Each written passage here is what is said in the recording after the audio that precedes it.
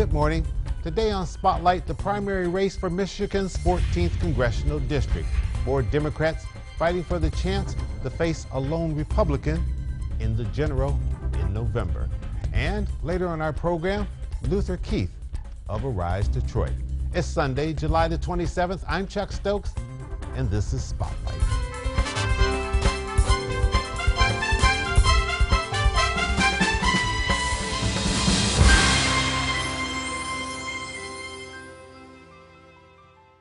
The Democratic candidates for Michigan's 14th Congressional District, our guest today on Spotlight. We appreciate you all coming in.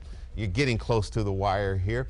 Let me just go down the line and tell me from Hanson Clark on down to Mr. Foster, if elected to be the next congressperson from that district, what's the very first piece of legislation you would introduce? Hanson Clark? First piece of legislation I would reintroduce would be the Student Loan Forgiveness Act that I wrote. That would provide every student loan borrower with the opportunity to pay down their student loans according to their income over a 10-year period. The balance of their student loans would then be forgiven. And I was able to use the money from the savings in the war in Afghanistan, drawing down our troops more faster, using that savings to pay down the debt. This is the best way to stimulate the economy. All right, yes. Rudy Hobbs, what's the first piece of legislation? One of the very first pieces of legislation I would want to introduce is limiting the guns on our streets, to make sure that we have safe communities, because communities can't grow if people live in fear. Kids can't learn in schools if they have gun violence in our schools. So the first piece of legislation that I would want to introduce is to address the gun violence here in our region. All right. Mayor Lawrence? One of the first things I'm going to go after is a Hobby Lobby legislation, that it is unacceptable in America that a woman would have a company owner say that I will determine what health benefits you get when it comes to our reproductive choices. And that's something that I would immediately, and pay equality. Those are two things that immediately I will begin and fight for and change in America. Burgess Foster? Chuck, I would introduce the Main Street Tax Deduction Act. This would allow about 150 million Americans an opportunity to be able to write off once upon a time interest charges for their credit cards, their mortgage payment, used cars and new cars. To give an opportunity for the middle class and the working class people in the United States to be able to get some relief. The working class people in America need some type of tax relief. They need to be able to get those tax deductions back so that they can start writing off that interest on their mortgage payments, their credit cards, their car loans. They want us to go out and buy the brand new LaCrosse. It's a great attractive vehicle, but we need to get some type of relief to help us do that. All right, we already know that that we have trillions of dollars in terms of deficit in this country. If you go to Congress, everybody's always saying more, more, more. What would you get rid of in order to help get the deficit down from where it currently is? Brenda Lawrence? I would immediately, and I have been pushing for this, we are spending so much money rebuilding the infrastructure of other countries, Afghanistan and others, where our infrastructure right here in America is falling apart. We need to put the mask on ourselves and fix what's wrong in America first, take care of home first. We need to decrease the amount of money that we're sending abroad to rebuild infrastructure and refocus. Back on the military spend? No, not the military spending. The money that we are actually spending billions of dollars rebuilding infrastructure over in Afghanistan right now. We need to cut back on that and redirect that money to the United States because our infrastructure is falling apart. All right, Rudy Hobbs, what would you cut back on? I think there are opportunities as it relates to the Department of Defense, and there are some opportunities, efficiencies that we can seek in the Department of Defense. Such as?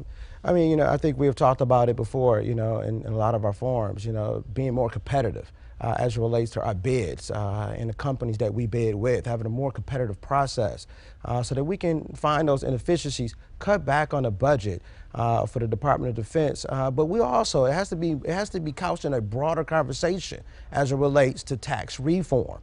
This can't be just one part isolated by itself. It has to be couched in a broader conversation about tax reform and how we address the national debt. All right, Hanson Clark, same question. Sure. When I was in Congress, I already did this work. I identified 38 different areas of the federal government where there was redundancy and waste. I strategically targeted those areas, and I was able to return millions of dollars back to the metro area for women's, infants, and children, tens of millions of dollars in Homeland Security grants, and also I was able to get the funding for the light rail project, which will lead to a truly regional transit system.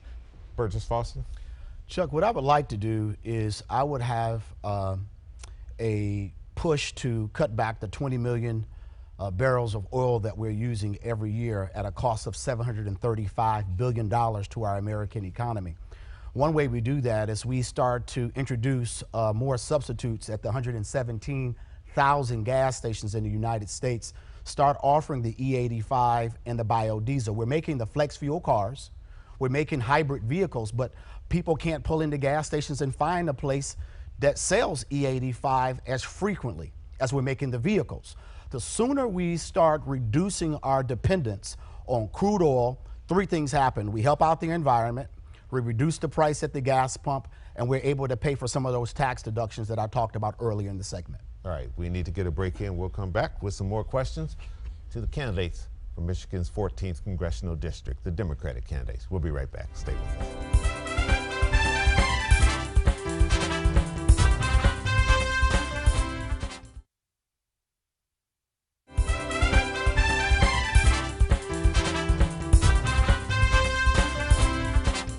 Welcome back to Spotlight. We're talking to the Democratic candidates for Michigan's 14th Congressional District. Our polls have showed us that the #1 concern among Michiganders right now is the condition of our roads and bridges. We're going to be losing a lot of political clout with the Michigan congressional delegation. 3 senior members are retiring. Whoever's elected, you'll be coming in as fresh men or fresh women. Okay. What would you do to help alleviate this problem? Is there anything you can do up there, given the fact that we're a donor state? Hanson? Yes, there is. And just so you know, I already have the experience. I've been able to make Congress work. So if I'm reelected, I'll be able to hit the ground running on day one. There's several things we need to do to help improve our transportation system. #1, we need a regional transit system to alleviate a lot of the traffic congestion. That's why it was critical for me to reverse the administration's decision not to fund the the M1 rail on Woodward Avenue. They agreed with my advocacy to fund that project, and now we will have the start of a truly regional transit system. I also took the lead on improving the freight tunnel so that we can take a lot of our big trucks off the road. But finally, we've got to make the way that we fund surface transportation in Washington sustainable. We must move away from the gas tax, which is dropping every year because our cars are more fuel efficient. Rather, I believe that we should use our Export-Import Bank, authorize it to fund domestic infrastructure projects, as the U.S. Council on Competitiveness has suggested, and I agree. When I return to Congress, I will immediately introduce a proposal to make transportation funding sustainable according to that model. All right, Rudy Hobbs. Chuck, yeah, I think you're absolutely dead on. We are losing a lot of political clout and experience, and it's important that we have succession plans in place so that we can continue to have the type of clout that we enjoyed over the last decades in D.C. But as it relates to road funding, you're absolutely correct. It is a critical piece to our region, the infrastructure. To me, it is what unlocks our economic potential here in this region. I believe that, you know, mass transit is one of the pieces that we definitely need to implement, and it's one of the opportunities that we've been missing out on in bringing money home. So us actively seeking a mass transit system, a light rail system for this region will give us an opportunity to bring more dollars back home to help us really invest in it. I believe in the infrastructure that's going to be key to moving us forward as a region. Brenda Lawrence, in front of City Hall there in Southfield, been a lot of potholes. And we're fixing them. And being a mayor, this gives me a perspective that's different from any other candidate. The potholes actually are in my city, and I have the responsibility to fix them. Been fighting for federal dollars, looking at how we fund our roads in Lansing, and shame on them for going home and not allocating funding for us to fix our roads. But there are a couple of things that are extremely important on a federal level. We must fund our highway trust fund to fix our roads. we're actually having a debate on that. I actually understand that a pothole doesn't have an R or D on it. It must be fixed. So having this passion, real life experience, and I will tell you, if we don't start investing in our infrastructure, by the year 2020, our bill will be $1 trillion just in the United States to fix our bridges and our roads. And we cannot, I actually have conversation with corporations that say, I want to come to your city, but you have to fix your road. I am not going to invest millions of dollars in a building and your infrastructure looks like this. So it's economic development. It is a federal issue. We have to fund it, and we must invest in mass transit as well. Burgess Foster. Chuck, seniority will always be an issue, even if term limits are instituted and introduced into Congress. And I think that eventually will happen in our lifetime. But what we have to do is make sure that we send someone to Washington who is innovative enough and affable enough and moderate enough to be able to work both sides and not be dogmatic, saying that Democrats are 100% correct. We need to start giving credit where credit is due.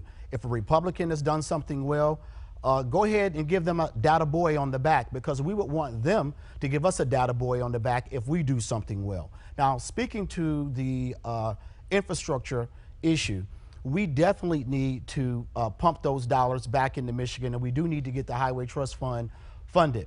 I just watched a segment on C-SPAN, and they're talking about how the gas tax has not been raised in a number of years on the federal level to help augment and bolster those funds. That's something that needs to be done.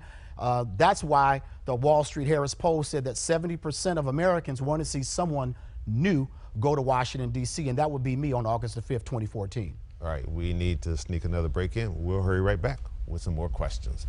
Stay with us.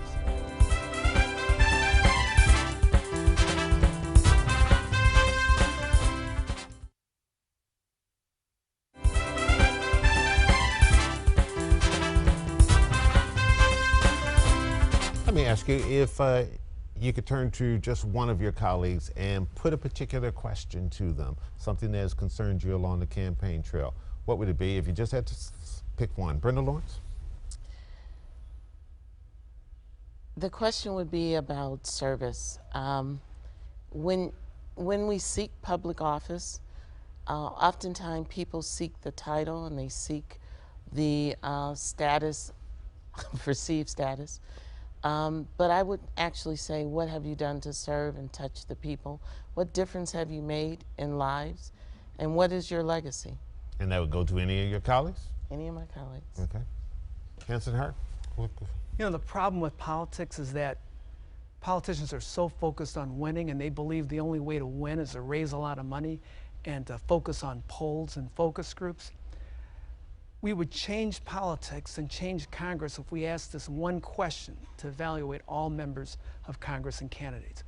What have you done to serve the poor and to give them hope? Yeah. Rudy Hobbs. I would ask my colleagues or, my opponents, how have you moved the needle, for working class families? What issues have you shown leadership on? Because there's a difference between supporting issues and showing leadership on issues. And I want to ask my colleagues, what issues have you moved the needle on where you just wasn't a co-sponsor, but you actually moved the needle on those issues for working class families for this region? I will ask them that. All right. Burgess Can I jump in on that, Chuck Stokes? I would respond to the gentleman from Southfield that I have been involved in charter commission meetings when the city of Detroit was going through the brouhaha that it was going through, and that imbroglio exploded all over the national news. The first thing that we thought we should do is go back to our charter to rewrite it so that it could properly empower and enable the city council and the mayor's office and the citizens of the city of Detroit on how to deal with failed leadership. I was down there supporting that the city council go to 5 members. We're still at 9. I was there fighting for term limits for city council. There's still no term limits on city council. Besides that, I've been down at the Transit Authority, downtown at the Rosa Parks Transit Center, fighting for transit issues when people are out there. I was interviewed on the news a couple of times. All right. People are sick and tired of Democrats fighting with Republicans and Republicans fighting with Democrats, and they want them to work together. Yes. Biggest frustration. If you get to Congress, give me one thing that is considered a Republican issue that you would vote for to cross that aisle. Hanson Clark? Not only would I vote for it, I actually drafted the legislation to eliminate the capital gains tax on investment in Detroit and other distressed cities. I wrote the legislation. I was able to get the co-sponsorship of some of the most conservative Republicans in Congress. See, this is why people ask me to run again, because I actually have the experience of making that body work. I'll be able to do that effectively if they return me to Congress. All right, Rudy Hobbs, one thing that you vote for that is not normally considered a Democratic issue. When we talk about addressing the national deficit, you know, there's a lot of cuts that's going to have to be made. I'm willing to have those conversations as it relates to our discretionary spending and be part of that bipartisan, that group that really moves us, you know, not only for today, but position our nation for tomorrow. So when it comes to discretionary funding, cutting, I'll be one of those Democrats that'll be at the table actually having the conversation. All right, Mayor Lawrence? You know, because I am the mayor of one of the largest business addresses, I get economic development, and I get having the support system for our businesses to thrive so that they can be stronger to create jobs. So I'm not one that's going to sit there and say there should be no corporate support in the tax structure. There are some support systems that we do need to give our business community in America so that we can be competitive globally.